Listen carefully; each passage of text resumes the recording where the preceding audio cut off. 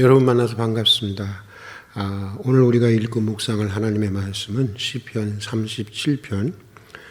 원래는 다 읽어야 되겠지만 일단 1절부터 11절까지만 읽도록 하겠습니다. 1절로 11절까지의 말씀. 구약성경 827면이 되겠습니다. 우리 함께 봉독하실 때 성령께서 각자에게 주시는 주님의 음성을 들을 수 있기를 바랍니다. 악을 행하는 자들 때문에 불평하지 말며 불의를 행하는 자들을 시기하지 말지어다. 그들은 풀과 같이 속히 배임을 당할 것이며 푸른 채소같이 쇠잔할 것이미로다. 여호와를 의뢰하고 소원을 행하라. 땅에 머무는 동안 그의 성실을 먹을거리로 삼을지어다. 또 여호와를 기뻐하라. 그가 내 마음의 소원을 내게 이루어 주시리로다. 내 길을 여호와께 맡기라. 그를 의지하면 그가 이루시고 내 의를 빛같이 나타내시며 내 공의를 정오의 빛같이 하시리로다. 여호와 앞에 잠잠하고 참고 기다리라. 자기 길이 형통하며 악한 꾀를 이루는 자 때문에 불평하지 말지어다. 분을 그치고 노를 버리며 불평하지 말라. 오히려 악을 만들 뿐이라. 진실로 악을 행하는 자들은 끊어질 것이나 여호와를 소망하는 자들은 땅을 차지하리로다. 잠시 후에는 악인이 없어지리니 내가 그것을 자세히 살필지라도 없으리로다. 그러나 온유한 자들은 땅을 차지하며 풍성한 화평으로 즐거워하리로다. 아멘. 우리가 살다 보면 억울한 누명을 쓸 때도 있고 악인들의 모함에 빠지기도 하고, 당연히 망해야 할 악인들은 잘 되고 오히려 의인들이 고통을 받는 현실을 보면서 마음 깊이 상처와 신앙적인 좌절을 경험할 때가 있습니다. 근데 가만히 살펴보면 우리만 그런 것이 아닙니다. 성경에 나오는 대부분의 하나님의 사람들이 거의 다 그런 아픔을 체험한 사람들이었습니다. 특히 오늘 시편 시인 다윗은 의롭기 때문에, 선하기 때문에, 탁월하기 때문에 오히려 악인들의 시기와 모함을 받고 수없이 많은 날들을 눈물로 보내야 했던 사람이었습니다. 오늘 시편은 그런 세월을 경험한 시인 다윗이 악인이 득세하는 상황에서 또 의인이 고난당하는 상황에서 하나님의 공의가 무너지고 하나님이 부재하는 것 같은 현실에 직면했을 때 하나님의 사람들이 어떻게 반응해야 하는지를 교훈해 주고 있는 지혜의 시편입니다. 오늘 시편 내용을 종합해 보면 다윗은 크게 두 가지 믿음의 반응을 말하고 있습니다. 하지 말아야 할 것과 해야 할 것이 있다는 것입니다. 하지 말아야 할 것은 두 가지입니다. 먼저 악인이 잘 되는 것을 불평하지 말고 부러워하지 말라고 하는 것입니다. 시편 1절과 2절을 한번 읽어보도록 하겠습니다. 악을 행하는 자들 때문에 불평하지 말며 불의를 행하는 자들을 시기하지 말지어다. 그들은 풀과 같이 속히 배임을 당할 것이며 푸른 채소같이 쇠잔할 것이미로다. 악인들은 풀과 같이 쉬 자라지만 얼마나 풀이 잘 자랍니까? 쉬 그렇게 자라지만 곧 배임을 받게 된다고 하는 것입니다. 푸른 채소처럼 한창 때는 잘 나가는 것 같지만 때가 되면 서리를 맞고 맞은 채소들처럼 결국은 쇠잔해지게 된다고 하는 것입니다. 그러므로 급한 마음으로 불평하거나 부러워하지 말라는 것입니다. 악인들의 성공의 가치를 인정하지 말라는 것입니다. 그들의 가치를 전면적으로 부정하고 거부하라고 하는 것입니다. 가치를 인정하고 잘된 것을 시기하고 부러워하다 보면 자신도 모르게 어느새 자신도 악인을 닮아가게 되기 때문인 것입니다. 원망하고 시기하다가 자기도 악인이 되어버리기 때문인 것입니다. 자, 또 오늘 시편 시인은 분노를 그치라고 말하고 있습니다. 노를 버리라고 말하고 있습니다. 7절부터 11절의 말씀을 우리 한번 다시 읽어보도록 하겠습니다. 여호와 앞에 잠잠하고 참고 기다리라. 자기 길이 형통하며 악한 꾀를 이루는 자 때문에 불평하여 하지 말지어다. 분을 그치고 노를 버리며 불평하지 말지어다. 오히려 악을 만들 뿐이라.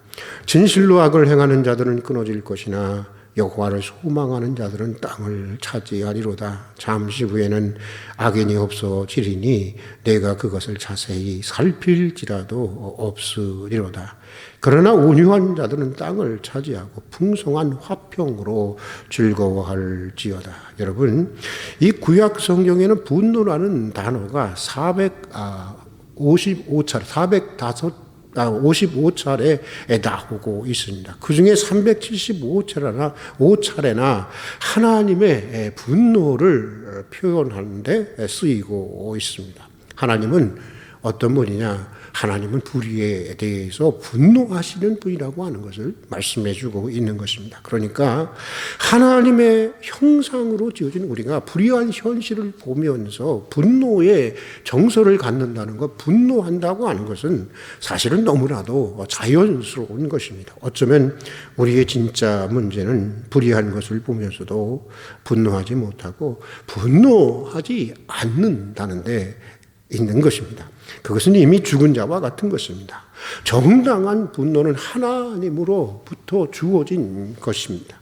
우리는 그런 분노의 정서를 서로 인정해주고 또 자연스럽게 받아들일 수 있어야 하는 것입니다. 그것이 과도한 분노로부터 자신을 다스리는, 자제할 수 있는 길이기도 한 것입니다. 그러나 정의로운 분노라고 할지라도, 의로운 분노라도 사람이 분노하다 보면 자신의 페이스를 잃게 되고 나중에는 자신도 파괴되고 남도 파괴하는 경우가 종종 있게 됩니다. 괴물과 싸우다가 자신도 괴물이 되는 것입니다. 그래서 성경은 분을 품되 해를 넘기지 말라고 말하고 있습니다. 의로운 분노라도 해를 넘기고 자꾸 그 분노가 자라다 보면 결국은 파괴적인 행위를 하게 된다고 하는 것입니다.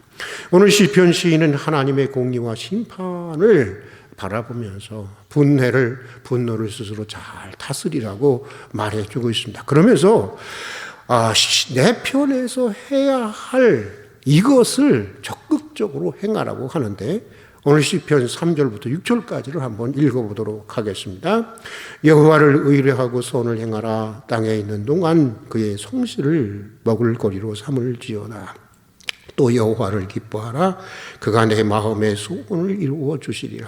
내 길을 여호와께 맡기라. 그를 의지하면 그가 이루시고 내 일을 빛같이 나타내시며 내 공의를 정의의 빛같이 하시리로다. 의를 빛같이 나타내 주시는 하나님을 신뢰하라고 하는 것입니다. 하나님의 성실하심을 믿는 것으로 양식을 삼을 정도로 하나님을 전적으로 의지하라고 하는 것입니다. 그런 하나님으로 인해서 기뻐하고 하나님의 주권과 섭리에 맡기라고 하는 것입니다. 그리고 더욱 선을 행하라는 것입니다. 어둠을 탓하기 전에 내 자신이 먼저 밝은 빛이 되라고 하는 것입니다. 오늘 시편 시인은 이것을 적극적으로 행하라고 말씀하고 있습니다. 여러분, 악인들의 탐욕이 가난한 자들의 함께 사는 세상에 대한 꿈을 유린하는 현실만 보면, 그런 현실만 보면 우리는 낙심할 수밖에 없고 절망할 수밖에 없는 것입니다. 그러나 현실 넘어 존재하는 영원한 하나님의 질서에 눈을 뜨게 된다고 한다면 우리는 그런 현실을 견딜 수 있고 그런 와중에서도 희망의 노래를 부를 수가 있게 되는 것입니다. 흔들렸던 마음을 다잡을 수가 있고 다시 용기를 내어서 더욱 진실하게 더욱 의롭게 살아갈 수 있게 되는 것입니다. 그러기에 그런 날들을 수없이 넘겨야 했던 오늘 시편 시인 다윗은 하나님을 신뢰하라고, 철저히 하나님을 신뢰하라고 말씀하고 있는 것입니다. 하나님을 의지하고 하나님 안에서 소망을 찾고 하나님의 섭리에, 하나님의 주권에 맡기라고 하는 것입니다. 여러분, 지금까지 그렇게 살아왔듯이 우리는 사실 우리 앞에 세월이 우리에게 어떤 것을 가져다 줄지 예측할 수가 없습니다. 빛일 수도 있고 어둠일 수도 있을 것입니다. 기쁨일 수도 있고 슬픔일 수도 있을 것입니다. 성공일 수도 있고 실패일 수도 있을 것입니다. 그러나 우리가 오늘 시편 시인의 권면대로 참으로 하나님을 신뢰한다면, 참으로 하나님을 의지하고 하나님을 기뻐하고 참으로 하나님의 주권과 섭리에 맡길 수 있다면 우리는 그것이 무엇이든지 아마도 기꺼이 받아들일 수 있을 것입니다. 그리고 그런 삶의 계기를 통해서 주시고자 하시는 하나님의 희망의 메시지에 주목하게 될 것입니다.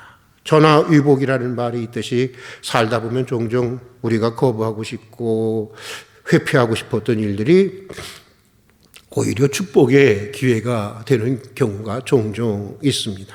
가족들이 겪는 고통 때문에 가족 간의 사랑이 깊어지기도 하고, 교인들이 겪는 어려움이 교회 공동체를 하나로 만들어 주기도 합니다. 또 반대로 복되다고 여겼던 일들이 오히려 우리의 삶을 파탄으로 인도하는 경우도 많이 있습니다. 예기치 않게 생긴 돈이 가족들의 관계를 파탄으로 몰아가고, 많은 수고를 통해서 얻은 성공과 성취가 하나님으로부터 멀어지게 하는 그런 계기가 되기도 하는 것입니다. 그러나 여기 변하지 않는 사실 하나가 있습니다.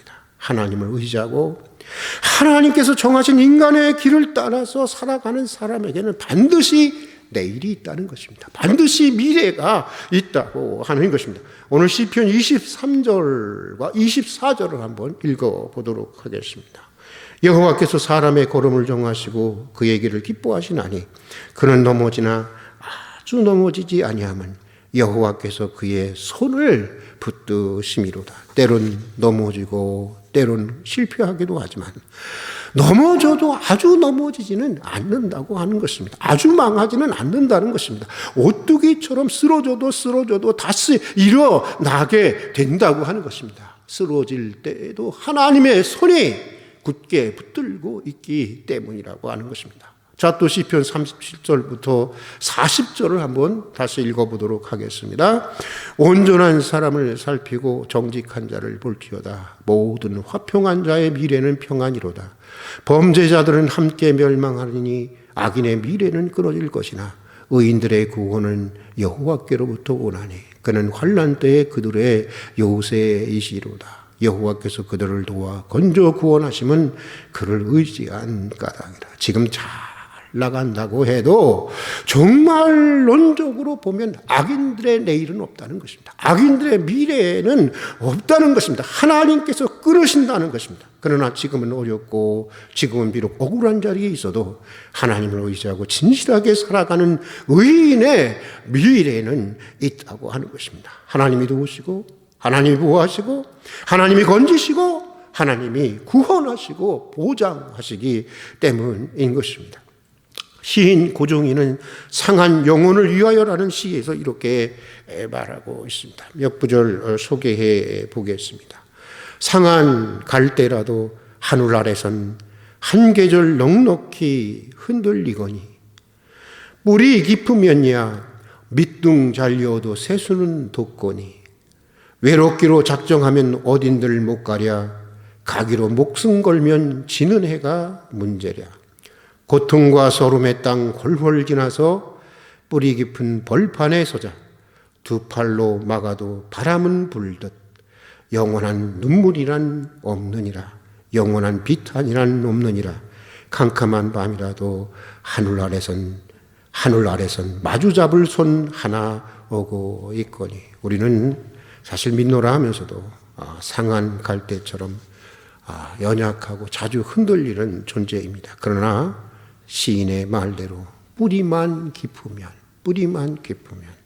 상한 갈대라도 한 계절을 넉넉히 흔들리며 견딜 수 있는 것이고 뿌리만 깊으면 다시 새순이 돋게 되는 것입니다. 상한 갈대처럼 연약하지만 우리의 믿음의 뿌리가 하나님에게로 깊이 내리고만 있다면 우리는 고난의 한 계절을 견딜 수 있는 것입니다. 또 언제든 새순과 같은 희망의 미래가 돋게 마련인 것입니다.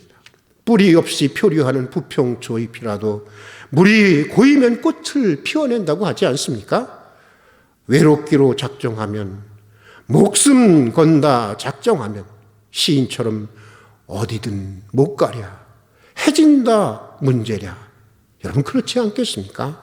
우리가 참으로 십자가를 지겠다고 한다면 어디든 못 가겠고 무엇인들 문제가 되겠습니까? 하나님을 신뢰하고 의롭게 살아가는 자에게 여러분 영원한 눈물이란 없는 것입니다. 영원한 비탄이란 없는 것입니다. 시륵과 같은 암담한 현실에서도 굳세게 마주 잡아주는 하나님의 손이 있기 때문인 것입니다. 같이 기도하겠습니다. 오늘도 이른 새벽 깨워주시고 기도의 자리로 불러주셔서 한날을 하나님과 더불어 시작할 수 있는 은혜를 주신 것을 진심으로 감사합니다. 오늘도 은혜를 은혜로 알게 하시고 은혜를 은혜로 누리는 한날이 되게 하여 주시옵소서. 감사하는 마음으로 살게 하시고 우리 안에 하나님으로 인한 기쁨과 즐거움의 샘이 마르지 않게 하여 주시옵소서.